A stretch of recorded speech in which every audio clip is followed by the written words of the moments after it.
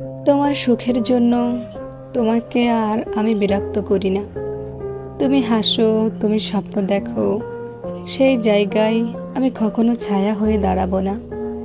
যেই মানুষটাকে আমি সবচেয়ে বেশি চাইতাম, আজ তাকেই নিজের হাতে মুক্ত করে দিলাম। কারণ আমি চাই তোমার চোখে যেন কখনো কষ্টের ছায়া না নামে।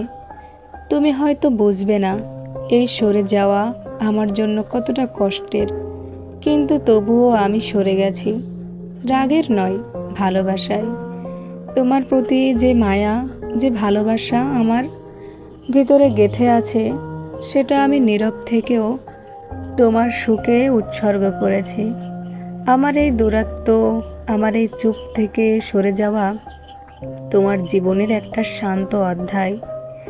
তুমি হাসলে আমার ভাঙা বুকেও একটু শান্তি জাগবে, যেটা তুমি কখনোই বুঝবে না।